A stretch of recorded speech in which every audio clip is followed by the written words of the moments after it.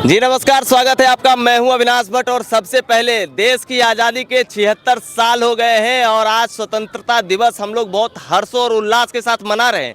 तो पूरे देशवासियों को, पूरे जिले वासियों को और पूरे प्रदेश वासियों को हमारे और हमारे चैनल की तरफ से स्वतंत्रता दिवस की ढेर सारी शुभकामनाएं और बधाई। खैर, अभी मैं मौजूद हूँ बेगूसराय के गांधी स्टेडियम में और एक नज़ारा दिखाइए। हमारे पीछे देखिए एनसीसी और स्काउट एंड गाइड्स के ढेर सारे यहाँ पे लड़के लड़कियाँ हैं। उनका एकदम पूरा ग्रुप है, तमाम स्कूल के अलग अलग ग्रुप हैं। और आज जो हम यहाँ मौजूद हैं, आज मैं अपने दर्शकों से कुछ विशेष बात करना चाहता हूँ, क्योंकि देखिए अक्सर आप एक चीज़ नोटिस करते होंगे कि कोई भी आदमी टीवी चैनल पर आकर हमें एक डायलॉग जरूर मारकर चला जाता है। वो डायलॉग क्या है मालूम है? वो ये कहते हैं कि भैया देश की आज़ादी के 75-76 साल हो गए और फिर भी आधा हिंदुस्तान गुलाम है, तो आज़ादी आखिर मिली किसको? गांधी वाला देश हमारा अभी तक ये बन नहीं पाया, भगत सिंह वाला देश तो हमारा अभी तक ये बन नहीं पाया, तो ये देश बना किसके लिए? कॉरपोरेट के लिए, नेताओं के लिए, हाँ? या फिर उन आला अधिकारियों के लिए जो बड़ा बड़ा वर्दी और बड़ा बड़ा स्टार लगा के बड़ा बड़ा कार्यालय में एसी डाउन करके पड़े रहते हैं, उनके लिए? बिल्कुल नहीं। ये देश आज़ाद हुआ सबके लिए, ठीक है। हमारे देश की आज़ादी में जहर तो तभी घोल दिया गया था जब आज से 76 साल पहले 1947 में जब हम आज़ाद हुए थे और उसी वक्त हमारे देश के 2 टुकड़े कर दिए गए थे अंग्रेज़ों के द्वारा, ठीक है।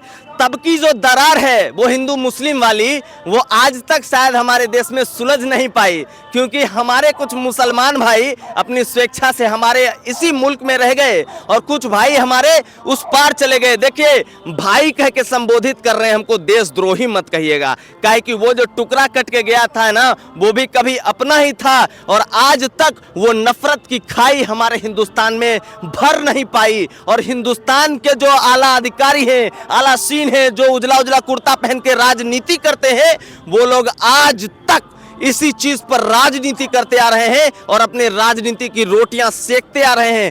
खैर, स्वतंत्रता दिवस का माहौल है तो इसमें मैं राजनीतिक टिप्पणी नहीं करना चाहता हूं, मगर एक बात जरूर कहना चाहता हूं। देखिए, देश की आज़ादी तभी मुकम्मल होगी, देश की आज़ादी तभी मुकम्मल होगी जब गांव में रहने वाला एक गरीब आदमी तक भी सरकार की छोटी से छोटी योजनाएं पहुंच जाए। देश की आज़ादी तभी मुकम्मल होगी जब कचहरी में ठोकर खाता हुआ आदमी किसी केस के लिए 30-30 साल ठोकरें न खाए, उसको उसका इंसाफ मिले। देश की आज़ादी मुकम्मल तभी होगी जब किसी एक इंसान को इंसाफ मिलने में देर ना हो। खैर, अगर हम बात करें तो भाई जितना बोलेंगे आप उतना भी कम है। 76 साल हो गए भारत की आज़ादी को। खैर, जब हम इस दिन की बात करते हैं तो हमें वही दिन याद आता है 1947 वाला, और 1947 से वो पहले का 200 साल जब ब्रिटिश ने, ईस्ट इंडिया कंपनी ने हमारे देश पर राज किया।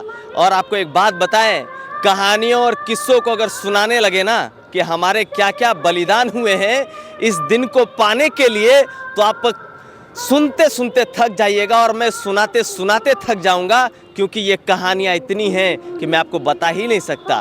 बात 1757 ईस्वी की है, जब जो मुगलिया शासक थे हमारे देश में, वही बाबर, अकबर, हुमायूं वाला सिस्टम जो चल रहा था हमारे देश में, वो उस समय तक आकर लड़खड़ा गया था। और तब हमारे देश में जो है ईस्ट इंडिया कंपनी का आगमन हो गया था। उस समय जो है मुगलिया परचम थोड़ा कमजोर हो गया था। उसी दरमियान पलासी का युद्ध होता है और अंग्रेजों ने अपने तोपों से मुगल की जो है ईंट हिला दी, और तब से लेकर लगातार 1947 तक हमारा देश मुगलों और ईस्ट इंडिया के गुलाम रहा। अंग्रेजों की क्या ही बताएं, हमारा देश जो था वो सोने की चिड़िया कहा जाता था, सिर्फ यही नहीं पूरे विश्व में। और अंग्रेज जो थे वो चोर हुआ करते थे, जो चोरी चुप के व्यापार करने हमारे देश में आए और यहाँ के लोगों को अपना गुलाम बना लिया। बेचने आए थे सामान, बेचने आए थे कपड़ा, पर देश पर उन्होंने राज किया। आपको मैं बता दूं कि ईस्ट इंडिया कंपनी ने 200 सालों तक भारत को अपने अंदर गुलाम रखा। और उन 200 सालों की अगर हम बात करें तो ईस्ट इंडिया कंपनी ने लगभग 369 लाख करोड़ रुपए हिंदुस्तान से लूट कर ले गए। 200 सालों में अंग्रेजों ने भारत के करीब 369 लाख करोड़ रुपए लूट के ले गए। यानी आज हम भारत और ब्रिटेन की जीडीपी को मिला दें तो उसमें भी 17 गुना ज्यादा। जब दुनिया की जीडीपी में भारत की हिस्सेदारी 25% थी, जो आज महज 3% है।